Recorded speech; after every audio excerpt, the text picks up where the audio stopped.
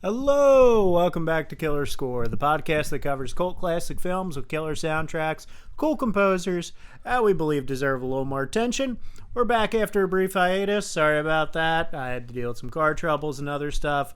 We're back on the road again, and stuff's kind of back to normal. So we are back with Erin's episode. Yes. So we mentioned this at the end of American Tail, which was last year. 2 months, 2 months. Technically last year was 2024. Still, like Daulton said, they had card stuff. There was car troubles, there was stuff. I had a good start to the year. Go Birds, baby! Oh my god. Yeah. Anyway, So, Erin, continue. My pick for this episode is The Black Cauldron. If you're familiar with this movie, you probably know why. So, The Black Cauldron, what came out in I almost forgot the year. 1985. And it's a movie that almost tanked Disney Animation Studios. Yeah. So, Disney hadn't been doing well with their releases over the past probably 5 or 6 years. Maybe more, because ever since Walt Disney died, they have kind of put out some flops. They had a dark age, essentially. They did have a dark age. The Aristocats was part of that age. I can't believe more people weren't going to see Candle Shoe. Wasn't that a DCOM? I forget, but that was a DCOM, or Mr. Boogedy. That's also a DCOM. Oh, yes. For those of you who are unaware, a DCOM is a Disney Channel original movie. That's what DCOM stands for. It's pretty self-explanatory. Hit or miss in quality most of the time. Yeah, Disney's live action stuff is weird and all over the place, because on one hand you'll get stuff like, Tron or Mary Poppins, and then it's like, hey, you guys want to see The Happiest Millionaire? Or you want to see Halloween Town 3? Or what was that other one? Bedknobs and Broomsticks? Bedknobs and Broomsticks. Wait, didn't they also do The Amazing Mr. Limpet? Wasn't that Disney? I think so. Yeah. They put out a lot of live action movies back from the early days and going. Was Darby O'Gill and the Little People Disney? That was Disney, yeah. They also did do Old Yeller. Yep. Which was, good. Didn't they also do Where the Red Fern Grows? I'm not sure if that was Disney or Fuck's not. that movie? Oh, It's another movie about dead dogs. Yeah. Jesus Christ. What is it with you and dogs, Disney? I don't know. There's like some dogs save a dude from a mountain lion or some shit. And then the dog dies, yeah. Anyway, now that we've ruined your day. Depression. So this movie was directed by Ted Berman and Richard Rich. Hi. Not him. And not the cartoon character by Harvey Comics. That sounds like if you did a fusion dance with somebody else named Richie. My old boss. Richard Rich. Somebody fly me over to the UK and fuse me with Guy Ritchie, and that's basically Richard Rich, yeah. Yeah. Then you get Richard Rich. But yeah, this movie was a flop. It made $21 million on a $44 million budget, not even making half of its budget back. So it is loosely based off the book series The Chronicles of Prydain by Lloyd Alexander, which itself is based off Welsh mythology. Which, if you're familiar with Welsh mythology, good luck pronouncing things. I'm sorry, Wales. That was a light bulb. That was like a little power thing. Yeah. Well. Anyway, as long as everything keeps working, we're good. Killer Score's haunted, everybody. It's okay. This house is old. Yeah. Plus, we did have a brief power outage a week ago for 15 minutes ago. Yeah, we don't have underground power, so yeah. Yeah. Yeah. But yeah. It's funny. I think probably the longest lasting legacy of this movie is the villain of the film is considered by a lot of people to be one of the cooler, scarier Disney One of villains. the underrated ones. He really is. He's also voiced by John Hurt. John freaking Hurt, the war doctor himself. He also did a million other things. He was an alien. Yeah, but this is me. I'm going to reference Doctor Who. Of course you are. And because it's me, I'm going to reference the fact that he actually also did a lot more voice acting. For instance, an amazing Aragorn. Aragorn. Oh my Aragorn. God, he's such a good Aragorn. in the Ralph Bakshi. Oh, yeah, and the Ralph Bakshi. No Lord of the Rings. disrespect to Viggo Mortensen. I'll say it. He's the best Aragorn. He's the best Aragorn. Yeah, he's the most book accurate to Aragorn. Like, stone cold badass. Because if I wanted the ring, I would have it now. Yeah, but without Gandalf, there's no hope. Then we will have to do without hope. Like, just Yeah. yeah. He doesn't fuck around. No. Yeah. He was also, funny enough, Hazel in potential episode candidate Watership Down. Oh my God. I can borrow that Blu-ray off my mom.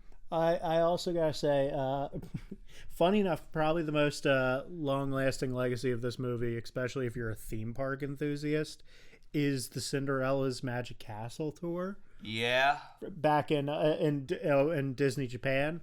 So, for those who don't know, there used to be a secret underground tour in the Cinderella Castle in Japan that would take you underground, and the Disney villains would take over the castle's dungeons, which would be like, it would be basically just be a haunted house attraction Essentially. that ends with a huge animatronic of the Horned King about to summon an army of demons to like get you guys, and a random boy would be picked, like kid would be picked from the audience to wield the sword from this movie and vanquish the Horned King. It was a fun attraction. Sounds like 10-year-old me's dream. Yeah, it was a really fun attraction. It lasted for like forever, was a beloved attraction at Disney. The only reason it ever stopped existing is because the when those like bad earthquakes hit Japan. Oh, damage. Yeah. No, it didn't damage it, thankfully, but unfortunately, they decided to close the ride down because when they had to restructure Disney Japan to like earthquake proof stuff, the cost to like earthquake proof like that attraction was just astronomical, and it wasn't getting enough attendance at that point to like justify it. So they shut it down, which is a shame because if I ever went to Disney Japan, I would love to have done that. Yeah. So this is one of the few episodes where I think it's safe to say that I am completely out of my element. I have not seen this movie. Same. Only a clip or two. I don't know anything about the books that inspired it. Neither do I. I know very little because I didn't read the books. I just watched Lost in Adaptation on it. I do know that a lot was Disneyfied. That is true. A lot of it was Disneyfied. And it's funny because like that Disney attraction was probably basically the only lasting legacy of this movie because like it's never like represented in like any other Disney product. Yeah, you see Princess Elianwi a few times here and there in Disney, but it's maybe only been like maybe 3 times. Yeah, and like there's an occasional figure thing. Like Erin's got the Funko set that's got like the hero and like the Horned King. Yeah, the hero and the Horned King. But like Taran, I believe. Taran and the Horned King. But like, and I don't blame her for buying that. The Horned King is so fucking cool, you guys. Yeah, and he has a lovely voice. He does, because John Hurt. Like I know almost nothing about this movie, but the one thing I know is that the Horned King rules. Speaking of the Horned King, they had to do a lot of cutting down of him in this movie because the test screenings that they had with children traumatized the kids. They cut 12 minutes from the movie. 12 minutes. Yeah, because the kids were like screaming and crying in the theater. But like he just has such a cool design. I love I'm a big sucker for like liches and skeletons or just like undead lords and stuff like that. So like case in point, the Lich from Adventure Time. Yeah, he's cool. Probably my favorite representation just because Ron Perlman. I mean, hey, what is it with Ron Perlman and having terrifying voices for children shows that traumatize Slade? Yeah. I won't stop. Not now. But yeah, because of those last minute edits, the film release was delayed. Shocker. So it got delayed by at least several months, I believe. Because they were like, shit, we have to re-edit this movie. Yeah, I mean, say what you will about the guy, but I'm sure you're going to bring this up. But Katzenberg? Yeah, I was gonna say what you will. Katzenberg and Eisner like saved the animation division at Disney. Yeah. They really did. Not to mention, this movie, from what I can tell, was not marketed well at all. It was not, because they didn't know how to market it. They were trying to market it towards like older children and teenagers, but Disney wasn't very good at that. Case in point, Treasure Planet, Atlantis: The Lost Empire, Tron Legacy. Strange World. Yeah, like they're just not good at marketing towards like older kids and teenagers. Like honestly, Turning Red. Great movie, by the way. Yes. If you haven't seen it, go see Turning Red. Yeah. You know what? I'll vouch for every movie I watch except Strange World because I haven't seen it. I was also gonna say, I feel like the only Disney movies that were marketed towards older children and like teenagers that did well were their live action ones, and it's probably because it's Pirates of the Caribbean. Yeah, or they're like home video stuff, because like I mean you can argue I think you can make a very strong argument that a Goofy movie is for like an older child audience. preteen. Yeah, I would say it's definitely like a preteen demographic for a Goofy movie. It is. Yeah. One of my favorite Disney animated films. I'm just gonna say that. Good one. It, for all the 90s stuff, it actually aged pretty well. Oh yeah. And can I just get on my soapbox for a moment? Go ahead. About how Bill Farmer, even when he's voicing just, Goofy, like, he's got range. He's got range. He nails emotions very well. He really does. And I'll go as far as to say that performance-wise and emoting-wise, he's probably the best of the main Disney stable. And I'm just going to throw it out there. Disney, please put Max in a Kingdom Hearts game. Yes. Yeah. I'm be like a knight in training at Disney Castle. Yeah. That'd be fun. Yeah. Nomura-san, please. Please, Kingdom Hearts 5. Yeah, Kingdom Hearts 4. Have them come back and have Max be kind of embarrassed that the captain is his dad. Yeah. Jason Marsden. Yeah, come on, man. We would love to see Max come back. Everyone loves Max. Max is a gem. He's delightful. I love him. But yeah, Bill Farmer, great. And if you haven't seen it already, go ahead. And he voice acts in other Disney projects. He's he's one of the main characters in Amphibia. And hilariously enough, in Yakuza, he's Date. Oh yeah, that's right. Yeah. But if you haven't seen it already, everyone, watch his interview about Kingdom Hearts and about how surreal it was to hear a Japanese actor basically do the Goofy voice. The same thing, but in Japanese, yeah. Yeah. Because he was like, oh my god, what? Yeah. That's me. Yeah. But Watashi no. Watashi no. Yeah. Watashi no Goofy. Goofy this. Goofy desu. That one's for you, Trin. Anyway. The Black Cauldron. So this was one of the earliest Disney films to use CGI in its animation. It actually came out before The Great Mouse Detective. Yeah, I was about to say those were like the first two Disney movies that like incorporated CGI in animation. Yeah. So they also used some. I can't think of the name of the trick right now. No, it's not rotoscoping. They did use digital paint on ink. I think. I probably wrote it down somewhere in my million pages of notes. Considering the atmospheric effects. You remember how they did the lights for the eyes of Nicodemus? In The Secret of Nim. Yeah, they did that in this movie as well. Because there's a lot of like light tricks and that kind of thing in the animation. This one has not recovered from American Tail yet, so we'll get to me pretending to know what any of what the fuck they just talked about was. I haven't seen The Secret of Nim. We're getting there, but we'll get there. But that's a story for another life. Because this one has to recover.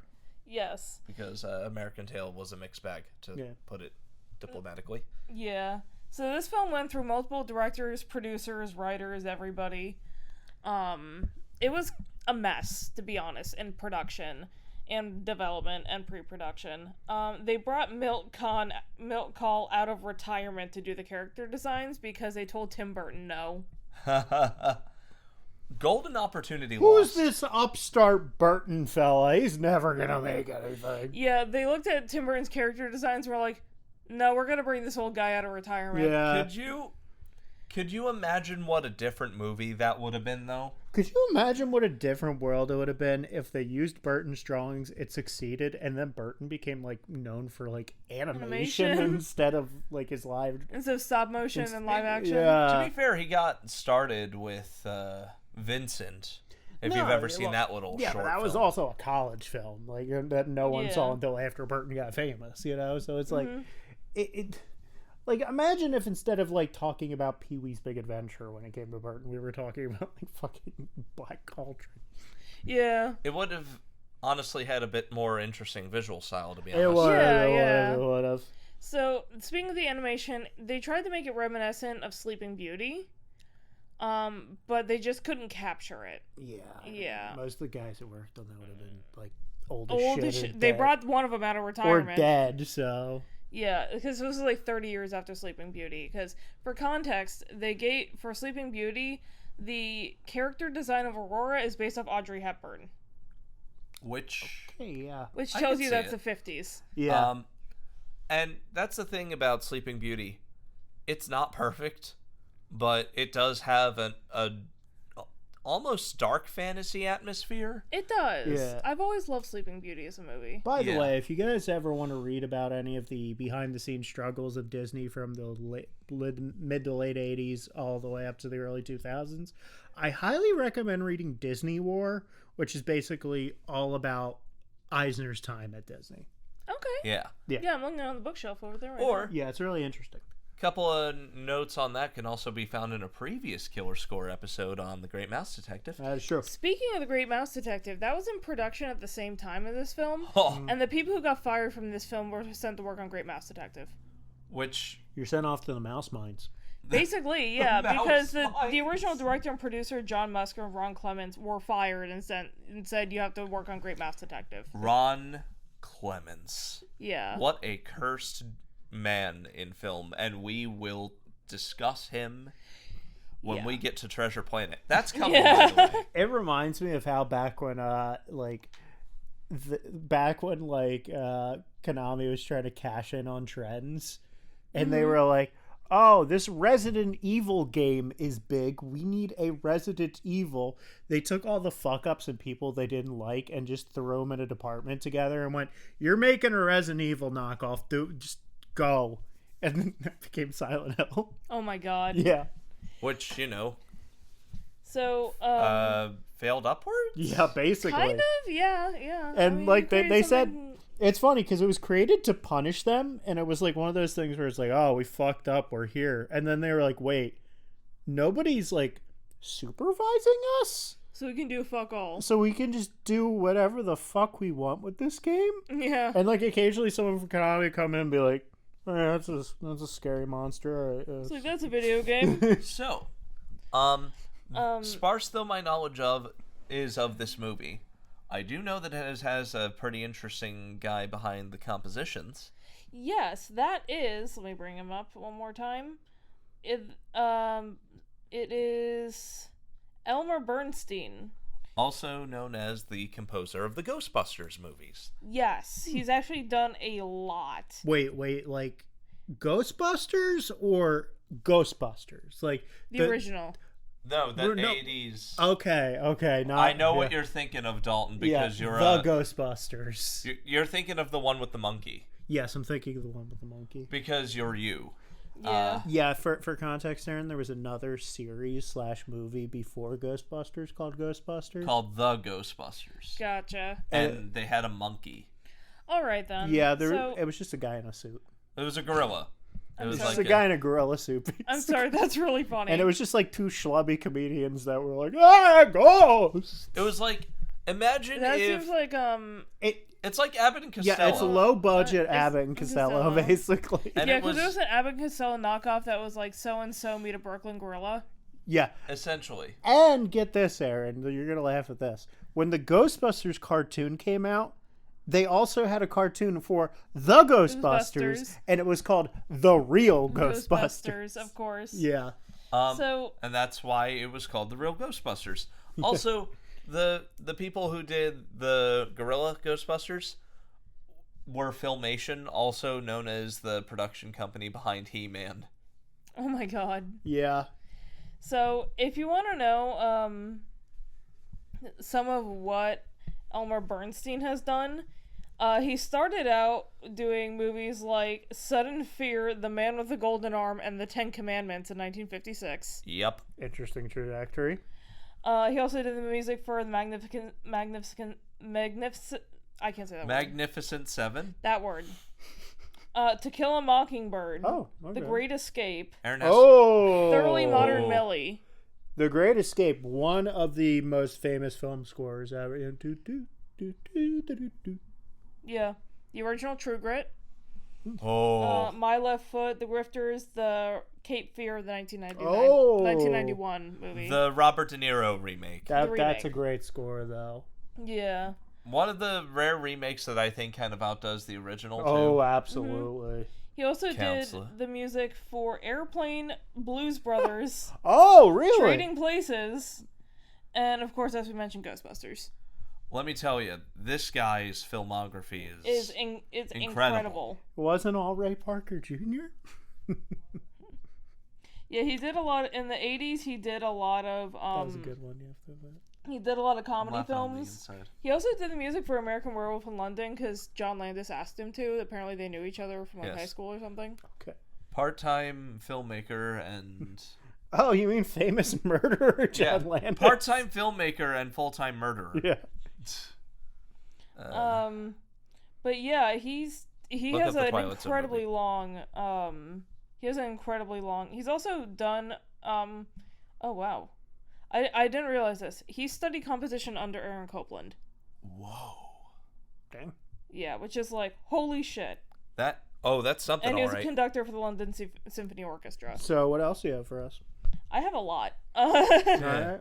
I just locked my phone by accident. Where are we at, by the way? Where are we at? 22 22. minutes.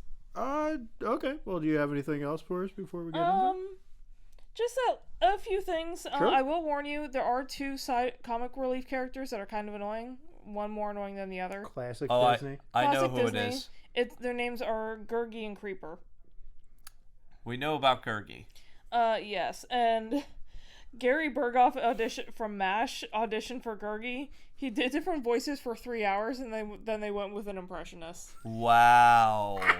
Which I just feel so bad for Gary Berghoff. You ditched 3 a hours! you ditched a Mash Cash member, Disney? Yeah. I can't even talk properly. I'm so mad. Yeah. I'm sorry. What? That's awful. I just love the idea of this guy putting his heart in it, doing it for 3 hours, and they're just like, yeah, we're good. Hey, Yeah. you know that pain. Don't call don't us, you? we'll call you. yeah, literally. Remember? Oh, yeah, I know Yeah. the pain.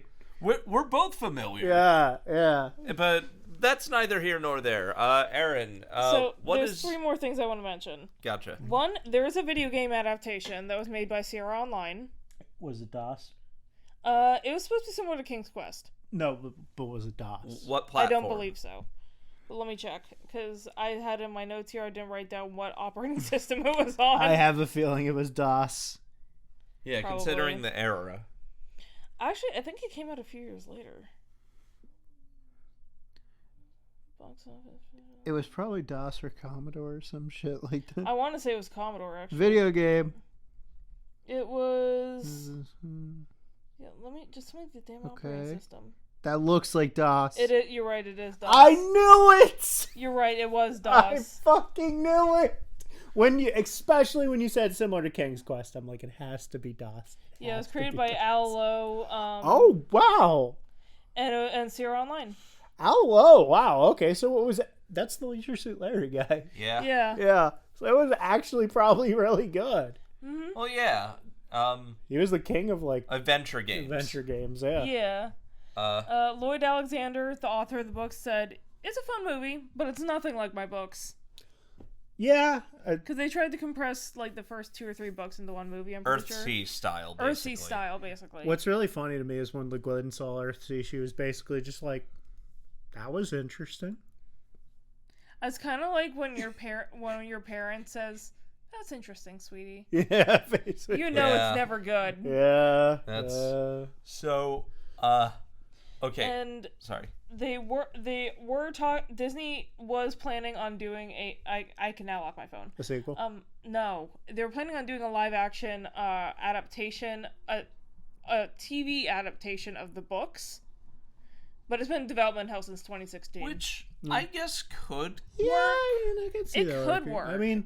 I mean, they've. I've only watched a bit of it, but I will say Disney has done a bang up job on the live action adaptation. Now they finally redeemed themselves with their live action Percy Jackson series, which I've heard that's good. Yeah, it's good, much better than the movies. So they cut it way too short because Disney is Disney, but I didn't. Yeah. But I liked their Willow show for as long as that lasted. I've heard it was good. I've heard it was good.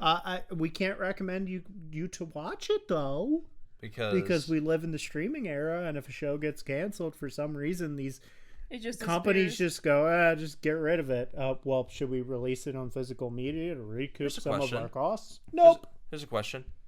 Have you seen the movie Willow? No. Have you? Hello. All right, I'm putting that in my list. But yeah, this movie didn't get a home release till 1997. I'm still mad, by the way, about. I just want to toss this out here. I'm still really mad about Close Enough. God damn you, HBO. I am so mad about that. That show was so good. That was terrible. My boy J.G. Quinnell deserves better. Yeah. Please, animators. Please. In general. If you want to support J.G. Quinnell, go out and buy the regular show complete series box set that just came out. That show's great. Amazing. Mm-hmm. One of Cartoon Network's best, in my opinion. Absolutely. Like, that was one of the 2010s shows that, like, saved the network and, like, really revitalized them. It was like that. It was like that and Adventure Time. That, Adventure Time, and, like, Flapjack were really, like... Chowder. Chowder, and, of course, let's not forget Steven Universe, which was a really... Steven Universe. Didn't that come a little bit later in the 2010s? It was, like... 2016? Earlier. It was, like, real late. 2013, I want to say? 2014? 2009, I was to say Flapjack was. Oh, no, we're talking about Steven Universe. Steven Universe was either... 2014, I want to say? Yeah, thereabouts. 2014. Yeah. Anyone who hasn't seen Chowder, do that too. It's one of my favorite comedies ever. Yeah, and you should just go see it because a lot of the people who worked on the Cartoon Network shows that you probably like from their later era started on that. Like, a lot of people who worked on Adventure Time, a lot of people who worked on regular show. Yeah, a lot I of think people Pendleton Ward was on there. Yeah, a lot of people who worked on Gumball worked on that. Yeah. But Erin, what are your thoughts on this movie, having seen it? This movie terrified me as a child. Okay. I actually had to turn the TV off when I was like 7 the first time I watched it. Horn King. Yeah. Like once the Army of the Dead comes up, you're just like, oh god, I'm like, oh, I'm gonna, because I was like 6 or 7. Yeah. And I was a little pussy. But anyway, I think I was too. I had, as I watched this movie when I got a bit older, I have fond memories of this movie. I do remember rewatching it a few years ago. Unfortunately, Gurgi and Creeper are still annoying. I will warn you. But they're Disney comic relief side characters. Yeah, has there ever been a Disney comic relief side character that wasn't an annoying piece of shit? I mean, there are tiers of annoying piece of shit. I know you said you don't like Mushu, but at least Mushu had an arc. At least he apologized. Dory? Okay. Dory's alright. Yeah. You said Jumba and Pleakley before. I love me some Jumba. Yeah, Jumba and Pleakley. Yeah. Very, very awesome, very gay. I do like those little shithead demons from Hercules. Pain and Panic. Yeah, I like Pain and Panic. That's because Bobcat Goldthwait elevates things. Yeah, and they just suck so bad, and it's the fact they are so terrible at their jobs, and it's so funny. And it's the fact that Hades hates them too. You know. Yeah. Struggling. No one likes the gargoyles. Yeah, no one likes the Nobody gargoyles. But Phil, I like Phil, and he's kind of a mentor. Phil. Hercules. Oh, yeah. Well, Yeah, everyone likes likes Phil. Phil. It's Everyone Danny likes DeVito. It's just Danny And he's DeVito. more of a dude. mentor than comic relief. Yeah. Get your sword. Yeah. But the one thing is that that losing my religion bit that you told me, losing to a pigeon. Yeah. That every time I hear that song now, I just think losing to a pigeon. Yeah. And then I just get the clip from a Hunchback of Notre Dame. I lose it to a bird. Yeah. How do you not make Jason Alexander funny? Yeah. Wait. Kronk from Emperor's New Groove? Oh, yeah. Everyone loves Kronk. Everyone loves Kronk. Right. The poison. The poison for Cusco. Cusco's poison. Yeah. That poison. That's Patrick Warburton. Yeah. Again, he elevates. Yeah. Uh. God, what are some other good? Wait. What's his name from? What? Oh, everyone loves Timon and Pumbaa. Timon and Pumbaa. They're all right. They're okay. Okay, that's fair. Weirdly enough, I'm gonna say something a little weird. Have you ever seen The Lion King 1.5? Yes. I have not. It's actually one of the better Disney sequels. I've heard Get that. this. It's from Timon and Pumbaa's perspective. Yeah, and it's the Rosencrantz and Guildenstern are dead, but with the Lion King. Yeah. And the animation is actually pretty is good. actually very, very close to The Lion King. Unlike The Lion King 2. I've heard the other one that's weirdly good. It's Cinderella 3. That is true. It's basically a time Yeah, line story. it's Time travel. Yeah, it's so weird. Yeah, Cinderella 2 sucks. Oh, Cinderella 2 is just a glorified animated pilot. Yeah. And both Beauty and the Beast animated sequels blow. They do. The only thing that I liked about them was the voice acting of the pipe organ. Oh yeah, it's Tim Curry. Because it's Tim Curry. Oh, okay. It's Tim Curry. I'm sorry, just out of context, the voice acting of the pipe. Okay, so get this. Super long story short. Okay. Part of the reason why Beast was supposedly so angsty, according to this movie, is because the castle's composer, played by an evil pipe organ? Iago-style Tim Curry, He was just being a dick? Was being a dick and pushing him to succumb to misery so that he'd have an audience for his music. That's pretty funny. It's the rest of the movie the sucks. rest of the movie is awful. But Tim Curry, yeah, also the sexy feather duster comes back. and it's a big character. I mean, it had Bernadette Peters singing, which is Wasn't she singing the feather duster? No. She was the Christmas ornament. Oh yeah, she was the Christmas ornament. An angel Christmas ornament. Oh, you're right. We're getting right. You guys are getting. I'm usually the one who gets really off track, and you guys are just like, remember this bit from the Beauty and the Beast movie sequel? So, Black Cauldron. Black Cauldron. Black Cauldron. Let's get into this. She's seen it. We haven't seen it. Let's get into this. Let's go.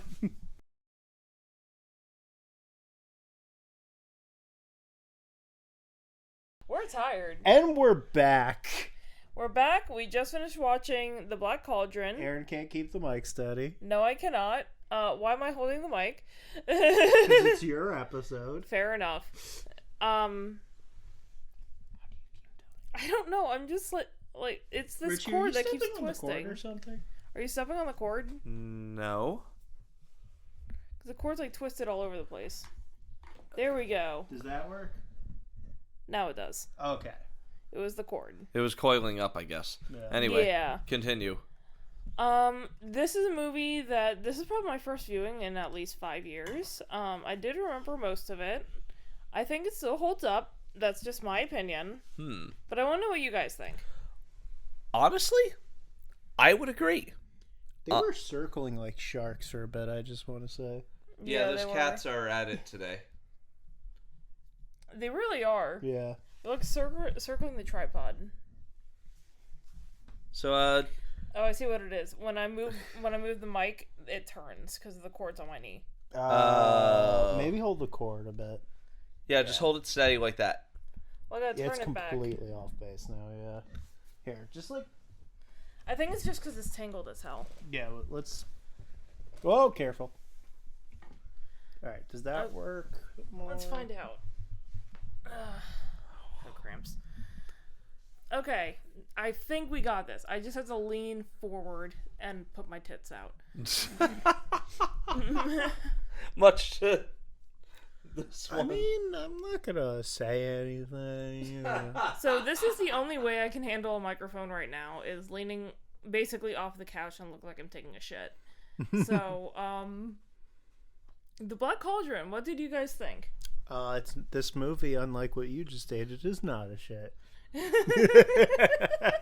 This, honestly, yeah, this was a delight. What are people on about? That's what I want to know. People Yeah. calling this a low point for Disney, saying it's the worst thing ever. Black spot in the history of Disney animation.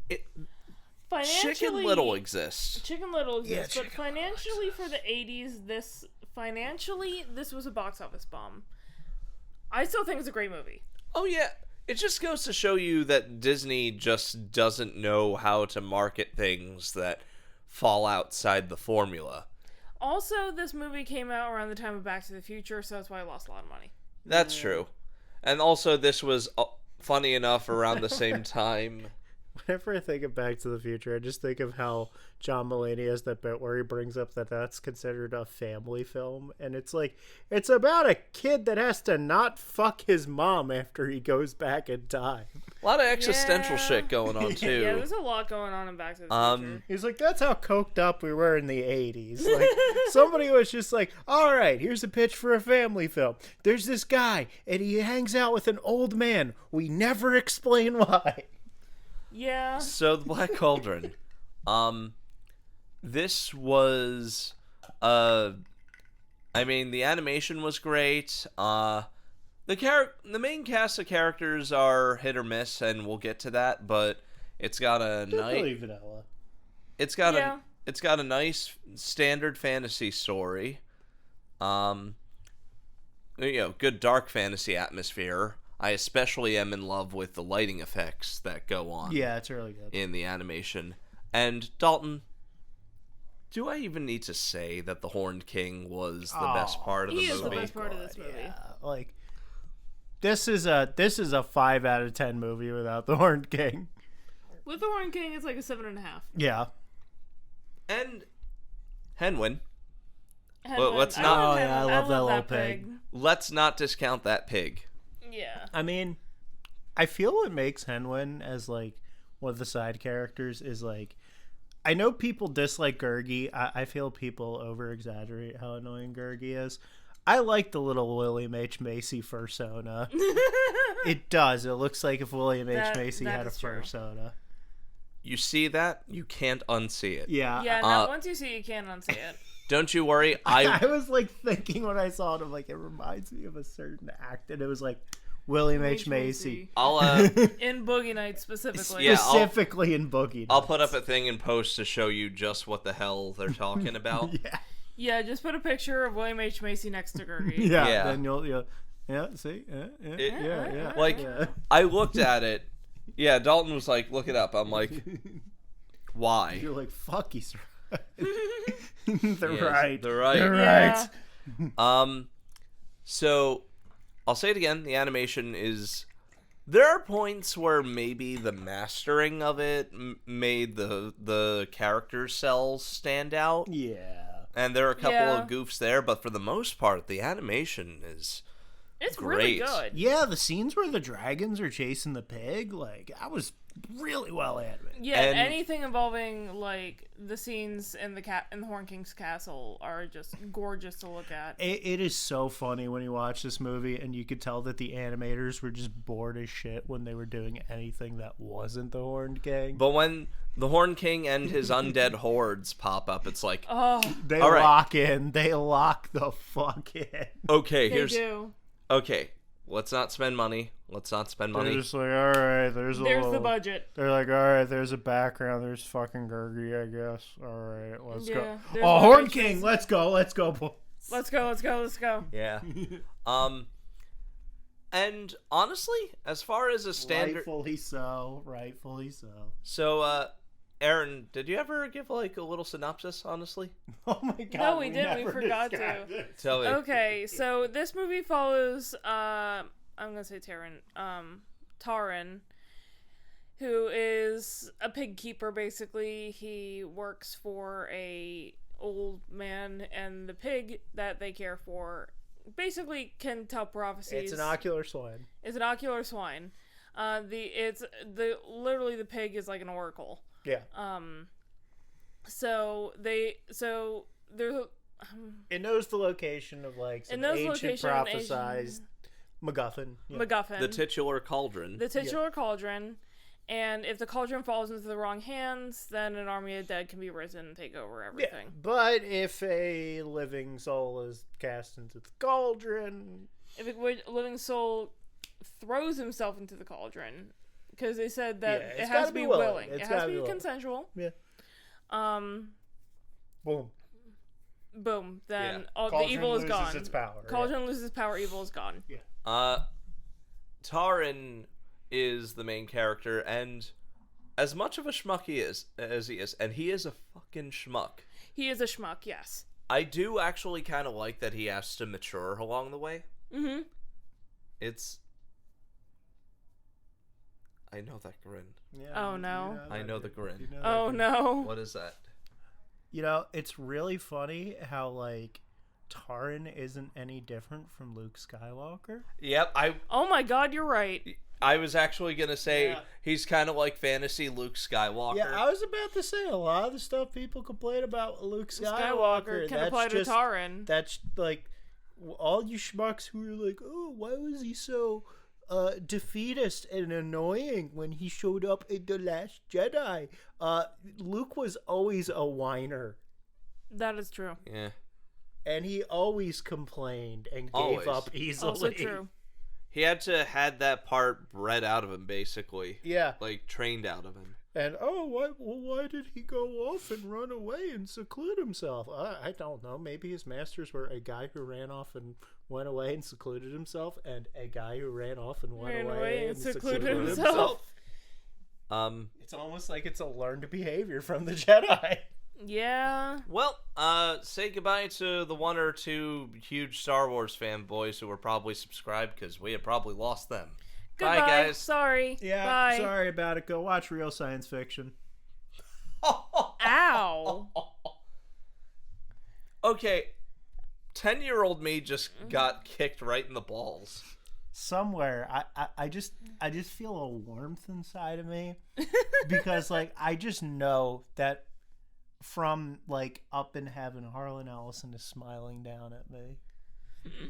Wait. Oh, he hated Star Wars. Oh, yeah. He hated Star Wars. Well, I was gonna say you both are troublingly opinionated in such matters. So yeah. Yeah. Yeah. Love Doctor Who. Hated Star Wars. So, Black Cauldron. Back to the Black Cauldron.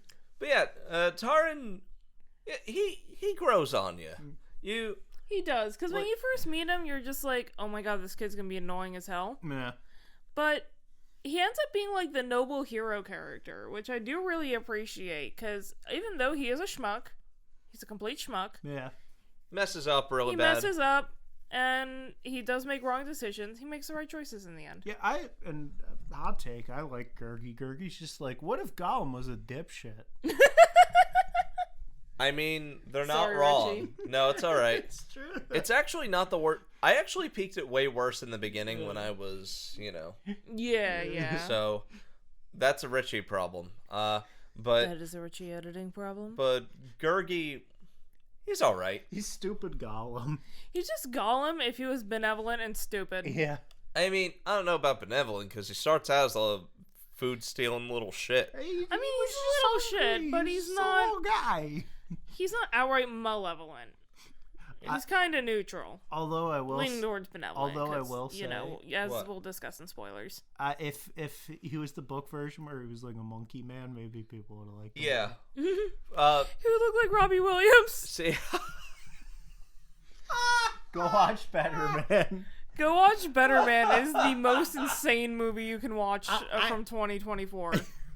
I have a funny story. Oh, related to God. Better I Man. know what this is talking about. No. This is actually related to something my brother was telling me. So, my brother legally watched the film with his friends legally watched Legally? it. Legally. They went to the Legally. theaters. Never mind the fact they live in Rhode Island and he lives here with us. So, Yeah. You know. He took a Legally. trip. He took a trip. Took a trip. Anyway, Took a little trip. maybe on a certain sea. But but when Maybe they, on a ship. yeah, exactly. But when they watched it, there's a scene where the Robbie Williams character is like barreling his car towards like a gate that has people behind it, and Metal said something to me, and he's like, my friends thought he was gonna like kill them and run over his fans, and I laughed at that. I'm like, did they remember this was still based off a real guy? Did they think they made a biopic of a guy who killed a bunch of his fans? Maybe. But yeah, Better Man it's a weird artistic film. I think it's so bad it's good. Some people do genuinely like that movie. Yeah. We just kind of laughed so the whole way Daulton? through. Yeah. They haven't made a biopic about a dude who just killed his fans, because they have yet to make the Travis Scott biopic. Hey. Oh God. Oh, come on. Yeah. Yeah. No, I will say though, I don't know why Hollywood is really hesitant to make my Chris Benoit biopic. I don't know why. The wrestling fans out there are like, God damn it. Black Cauldron. If you know, you know. Yeah, if you know. If you know, you know. Yeah. Anyway, back to the Black Cauldron. Back to the Black Cauldron. Oh yeah, we were talking about that. We I almost think said it's goodbye kind with of words. amazing how Henwin was like the best character. Because Honestly, Yeah. kinda, yeah. Henwin the Magical Pig. Also, not to derail too much, but I think part of the reason Richie and I probably enjoyed this so much is the last film that him and I saw together was just the most bland film I think I've ever seen. yeah, For those who didn't dare know, we say what it is? oh yeah, absolutely. Yeah, just say All it. right. Captain America: Brave New Bird. Love you, Russ. Yeah. Anthony Mackie, Harrison Ford, y'all both did great. You needed to be in a more interesting movie, though. Yeah, I saw people. I felt like Marvel fans. You guys need help. I'm sorry. I heard people in the fan base online describe this movie as a political thriller. No. Can I say what it is? Yeah. Winter Soldier was a political thriller. This movie tries to be Winter Soldier, but the only Remember when it was like a big twist in Winter Soldier that, spoiler alert for Winter Soldier, I don't know, who cares. The villain is Robert Redford. It's actually surprising when he's the villain. Yeah. If only Brave New Bird's marketing campaign didn't give away the fucking fact that Red Hulk was is in it. the central antagonist. And the poster. Yeah, and the poster and all of the marketing. Like, the only, like, twist is, like, the leader being the villain, but that's so early in the film, and he's such a nothing of a villain. He has none of the aura that the leader from the comics does. They couldn't even commit to giving him the big head, guys. They just kind of make him look like a dime store David Cronenberg zombie. There is a great bit, though, where he looks like the Unabomber, and it made me laugh my ass off in the theaters. It was funny, but can I just say I didn't find it as funny as you? Because you were I thought you were gonna hack up a lung. Something about the fact that, like, this man with, like, sickly green skin keeps putting on disguises is really funny. It's amazing. I'm like, why is he even bothering disguising himself? He has mind control powers. You know what? That's fair. Black Cauldron. Black Cauldron. I'm sorry. Cauldron. Brave New Bird. Brave New Bird. That's still funny. Just read the It Aldous is. Huxley book. Honest, not a bad read. But Henwin. Do you know they changed the title? What was it gonna be? It was originally going to be New World Order. That would have. That doesn't sound right. Yeah. I mean, That it sounds would kinda have worked yikes. if Hydra were the villains. Yeah, and Yeah, like, but they aren't. and like, it's just like, especially nowadays, it's like, oh, Yeah. It's very yikes. yeah. Also, they would have to deal with the NWO, and I don't want to have to deal with those guys. Fair. Anyway. They'll Anyway. beat your ass. Yes. Hollywood Hogan, man. Black Cauldron. 90s pro wrestling. So, Henwin, I like the fact that despite the fact she's a pig, It's spag. but she's also pretty smart. Yeah. And She's very smart. I think one of my favorite moments in the movie is when the Horn King tries to get her to reveal the cauldron, and then she just kind of turns her snout just like... She's just like, she just does that pet thing where they're just like, no. No. Or like a noblewoman whose tea was too cold, just... No. So rad. I also like the old minstrel.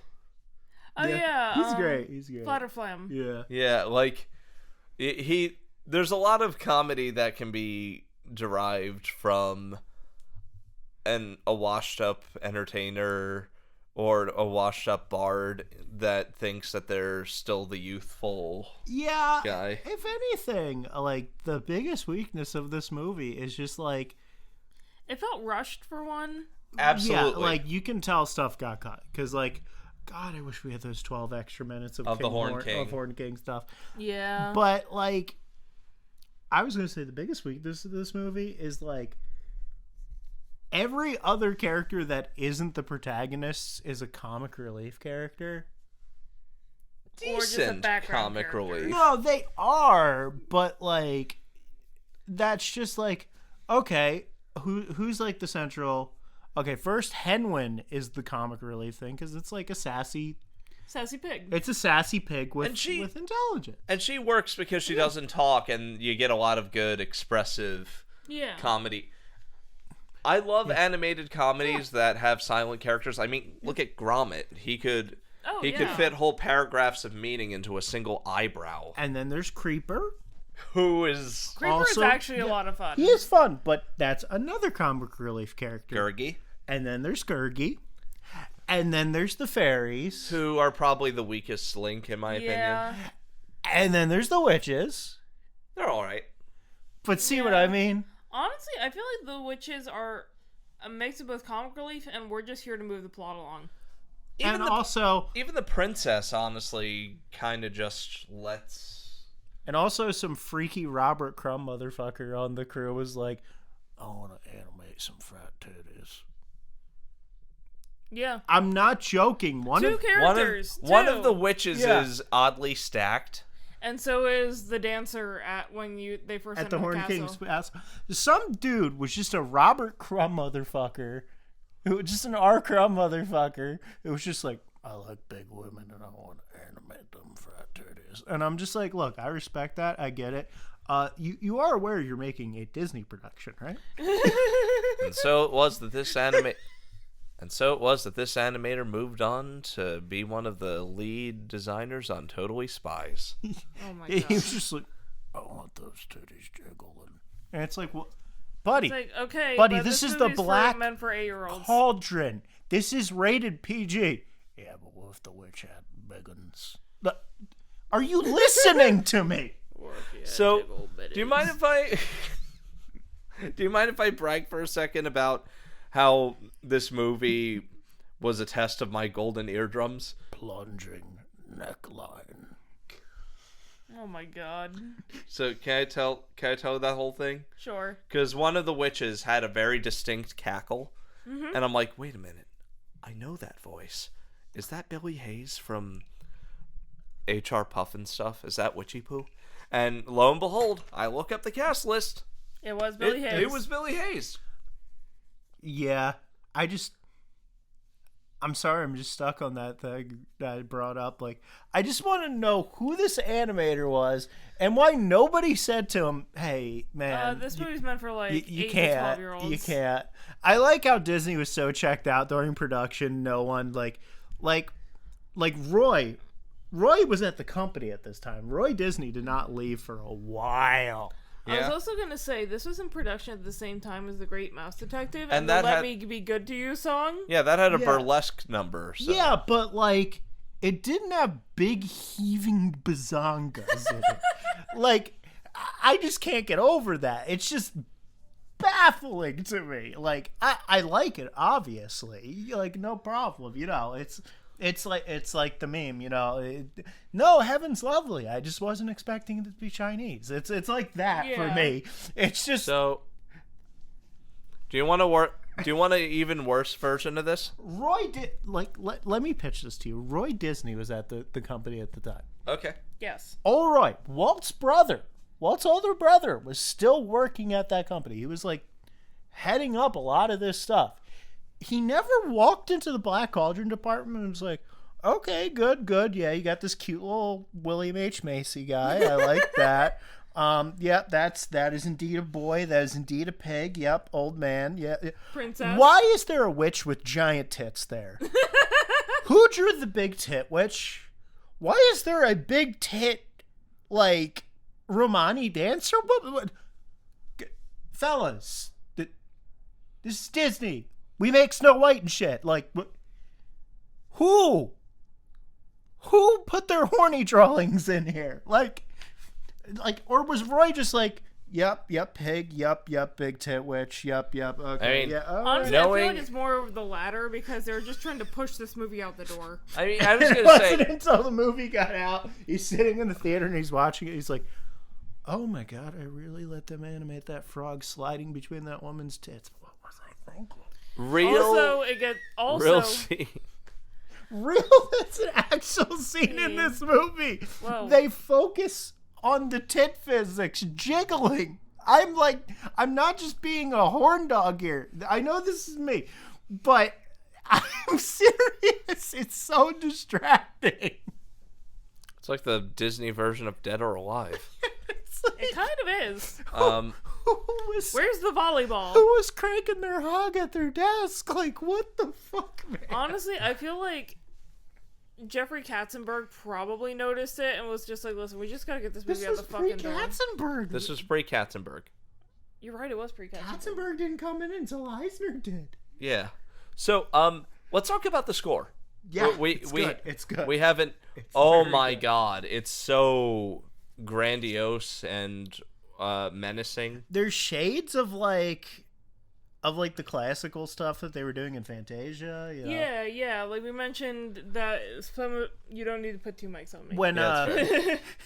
That's just gonna cause interference. double mics, for double the audio experience. But no, like, Dolby Digital. yeah, when like the dead army's rising, there's like horns and like violins, very reminiscent of Night on Bald Mountain. You know? Hell, Yeah. there's even a bit of his incidental work for Ghostbusters in there, you know? Like the score that plays when the Stay Puft Marshmallow Man is first summoned. Yeah. I'm sorry, I just you have to realize when you say there's a bit of the work of Ghostbusters in there, my brain is just hearing Ray Parker Jr. like, I know that film has a score, but it's hard to think of I'm anything. talking but Besides the about Ghostbusters the movie. incidental stuff, you I know, that's what I'm motherfucker. saying. But how, like, I have to clarify, not just for myself, but the people out there, so they're not just thinking of Ray Parker Jr.'s Ghostbusters, which, by the way, is just Huey Lewis is in the news. I want a new drug. Huey Lewis and the News were supposed to have done that originally, but they were busy. Yeah. So. No, seriously, play the Ghostbusters theme along with I Want a New Drug, and you'll be like, oh, now I see why there was a lawsuit. Yeah. So, yeah, to clarify, it was the orchestral stuff, Yes. but it's honestly, it enhances everything, and I especially love the score that plays when the undead army is summoned Yeah. and they march out of the castle. Oh, yeah. This movie's just a big case of whenever the Horned King's not on the screen, people should be asking, where's the Horned King? And, oh my god, John Hurt was on top of that. John Hurt is phenomenal in everything and even better in this movie. I want a time machine just to go back in time and be like, look, boys, I'm here to help out this film. Big tit witch. That's fine. You can keep that. Whatever. However, do not cut out those 12 minutes. I know those kids were scared shitless, but like, fuck them. Fuck them kids. You're making art. Like, to clarify, the Horn King is kind of not, on paper, not much to write home about, but the way he uncannily moves thanks to the animation, and the way John Hurt narration, like voiceover for his, it's scary, it's freaky, mysterious and ooky. It's altogether ooky. The Addams Family. Da-da-da-da. Thank you. I can't snap my fingers. Fun fact about me: I've tried desperately. Really? Yeah, I just can't do it. I can't. My biggest flaws as a person, I'm not even joking, these are things that I actually feel really bad about. I can't whistle, and I can't snap my fingers. I cannot whistle. And it hurts me. It hurts me. You know how desperately I just want to be able to whistle randomly? Just to be like, hey, taxi. I just want to be able to do that, even if Just there's not a whistle the taxi. Andy Griffith theme. Oh, yeah. That's all whistling, yeah. Yeah. Or the Harlem Globetrotters theme. Yeah. Yeah. Is there anything else we want to talk about? Yeah. Yeah. I want to get into spoilers. Okay. So I mean, we kind of spoiled it a bit. a little bit, but A little bit. We didn't talk about the ending. we didn't talk about the ending. Do we have to? Like, do you guys actually want to? Like... Well, it kind of leans into why Gurgi doesn't suck as bad as everybody thinks. Okay, spoilers. Because Gurgi sacrifices himself to save the world. Yes. And then he comes back because the witches are like, yeah, we'll bring him back. Yeah, okay. It's a bargain. If you bring us the cauldron and you can have him back.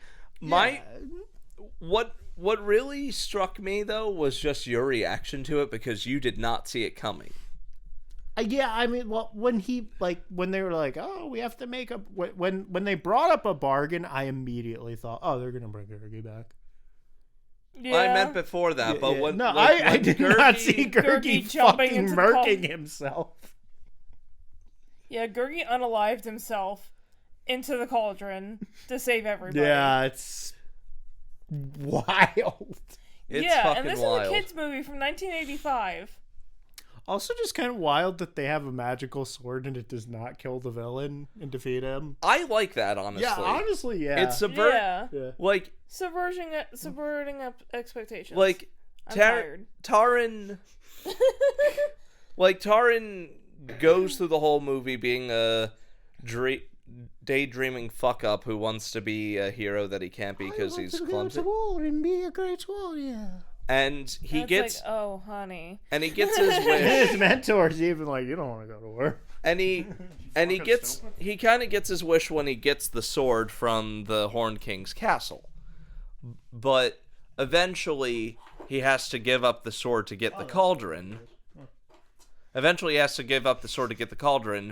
And he comes to the conclusion that he has to throw away the childish dreams in order to actually help people.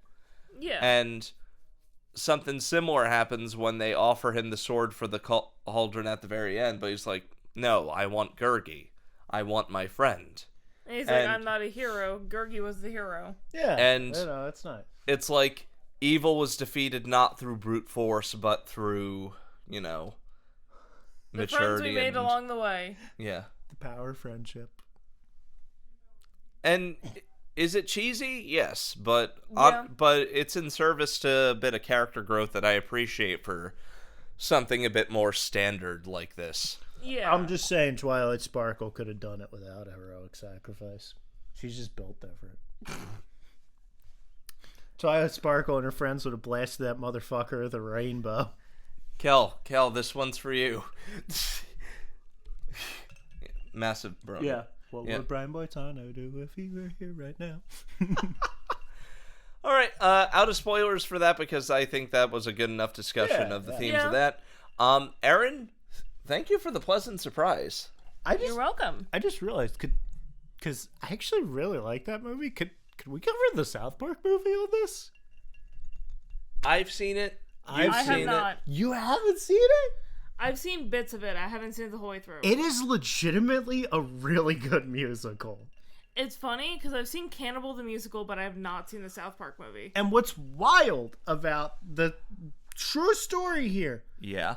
Stephen Sondheim loved the South Park musical. Yep. That's true. really funny. That's true. He literally randomly sent Matt and Trey a note and was just like, hey, Like, great musical. for all the issues they have, they They can make a good musical. They make good musicals. Look at Book the of Mormon. Book of Mormon. Or hell, some of the South Park episodes like Good Times with Weapons, Let's Fighting Love. Yeah, and like Cannibal I the said, Musical. The South Park movie genuinely is a great musical. It got nominated for an Academy Award. For Satan's Song. I thought it was for Blame Canada. Oh yeah, they did want to nominate Satan's Song, but it didn't get it and Satan's Song is a really good there. It's a really good Ackerman era, like Disney Wakeman, like a Wakeman era, like Disney number. Everyone dreams, I can dream too. Yeah. Quiet Mountain Town. Amazing opening number. What would Brian Boitano do? That randomly gets stuck in my head all the time. Absolutely. Yeah. Honestly, good flick. Yeah. And speaking of good flick, Black Cauldron. Pretty good. Cauldron.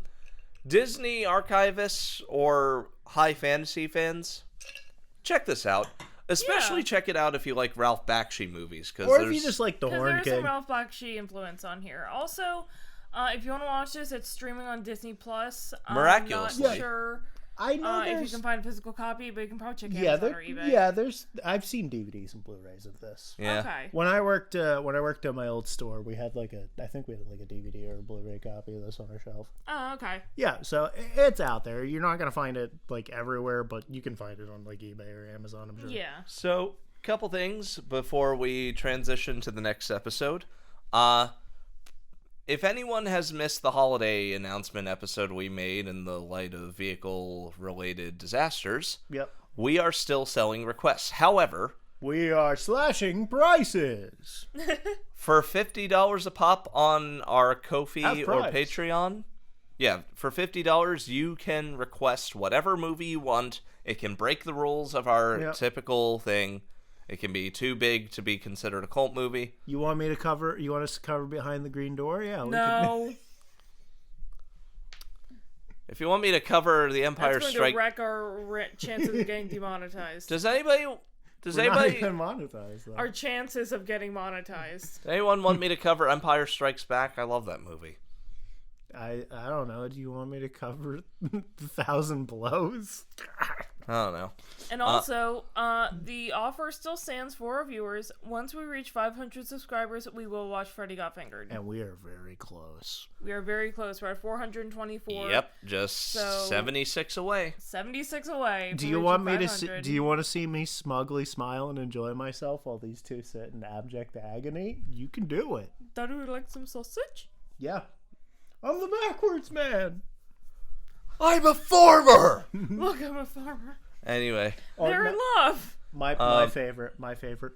Proud. So, other announcements. Kind of neglected this earlier, but two of us are making moves. In the Malcolm Thomas headed Malco. It's like, wait, what? I was lost. Tune in on the social medias below to see us in the animatics for Malco, a adventure comedy series in the same vein as Tailspin with a hint of Venture Brothers. Yeah, and we'll be doing that jam. Yep. Other stuff I'll plug on the next episode of Killer Score, Links in the doobly-doo. Which, speaking of... Or... Yeah, there. Whatever. Anyway, passing the rock to Dalton, because it's your pick. What do you got for us, bud? Okay, so we've covered a lot here. We even covered a documentary once. But what we haven't covered is a genre, like, kind of staple of, like, the 90s and 2000s and, like, for several decades that just kind of doesn't exist anymore for the most part. Like, you don't see it in films that much. I'm, of course, talking about the time-honored tradition of the heist film. particularly one that I would like to cover that comes from the great director who popularized it arguably in the 2000s, Steven Soderbergh, who helmed the resurrected Oceans franchise with the Oceans trilogy. A lot of people don't realize Oceans 11 was a remake. It was, yeah. Because wasn't Frank Sinatra in the original one? The original was a Rat Pack. Yeah, it was a Rat Pack. Yeah. Sammy Davis Jr. Bunch of the Rat Pack were in it. Dean Martin. Yeah, it was basically just a Rat Pack vehicle. But, Not to be confused with Brat Pack of the 80s. They brought it back, and in 2017, Soderbergh came out of retirement to direct a film that he really loved the script for. That was essentially a subversion of the Oceans films, where the Oceans films asked, what if a bunch of cool, suave, elite, criminals came together with their sexy attire and gadgets and pulled off these big daring heists? And the Oceans movie is like, hey, what if some unlucky Southerners... Oh, you mean the movie we're covering? Yeah. And he came and the script asked, hey, what if some unlucky West Virginians who have a cursed family heritage decided, you know what? Screw it. Let's try to turn our fortunes around and do what we can to rob NASCAR Charlotte Speedway and make off with a fortune. This is the film that poses that scenario. Logan Lucky, which features the talents of Seth MacFarlane, Adam Driver, Daniel Craig, Rilo Key. I always forget how to pronounce her name. Yeah. And of course, huge ensemble cast, including Hilary Swank as well. So join us next time where we cover the commercial bomb but critical darling Logan Lucky. See you next time.